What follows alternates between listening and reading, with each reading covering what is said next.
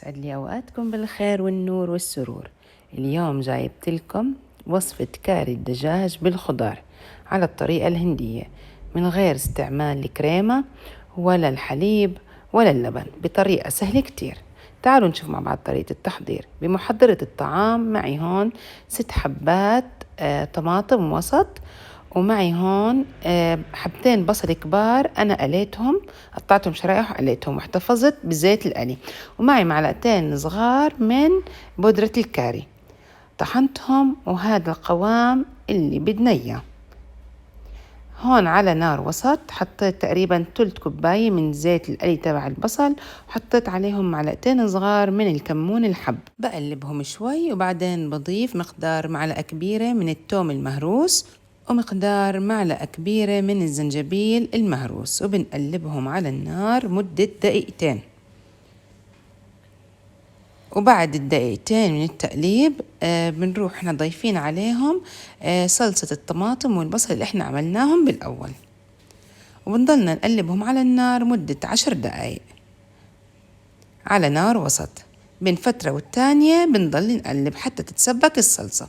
معي هون 2 كيلو من الدجاج، عندي أنا صدور دجاج مقطعة مكعبات، فيكم تستخدموا الدجاج العادي بعظمه. ونضل نقلب الدجاج على نار عالية مدة 5 دقايق. بعدين بنضيف معلقة كبيرة من الشطة المجروشة، ومعلقة كبيرة من البابريكا، ومعلقة صغيرة من الكركم، ومعلقتين كبار من الكزبرة المطحونة، ومعلقة كبيرة ونص من الملح، وبنقلب على نار وسط مدة 5 دقايق.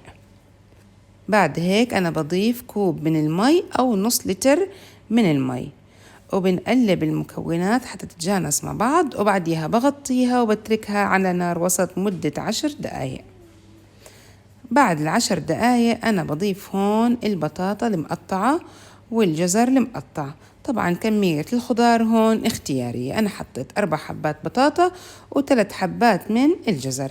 هلأ هون بدي أضيف البهارات الصحيحة. عندي القرنفل تقريبا ضفت 10 حبات، ومعلقة صغيرة من الهيل المطحون لأنه ما كان عندي هيل حب، حطيت عودين قرفة، وحطيت 12 حبة من الفلفل الأسود الحب، وبنعدل الملح وبنقلب المكونات مع بعض حتى تتجانس. وأنا غطيت عليها ووطيت النار على الآخر وتركتهم تقريبا مدة نص ساعة حتى الخضار كلها استوت وتسبكت الطبخة مع بعض. هون قبل التقديم أنا ضفت الكزبرة الخضراء، أنا كان عندي كزبرة مفرزة، طبعا إذا عندكم أنتوا الكزبرة الفريش الخضراء بيكون أحسن. وبهيك خلصت وصفتنا لليوم. طبعا هاي الوصفة بتقدموها جنب الرز البسمتي. وبس إذا عندكم أي تعليق أو أي سؤال حطوا لي إياه بالتعليقات أسفل الفيديو. وإذا لسه مش مشتركين بقناتي يا ريت تشتركوا وتفعلوا زر الجرس حتى يوصلكم كل جديد. وصحتين وعافية على قلوبكم جميعاً.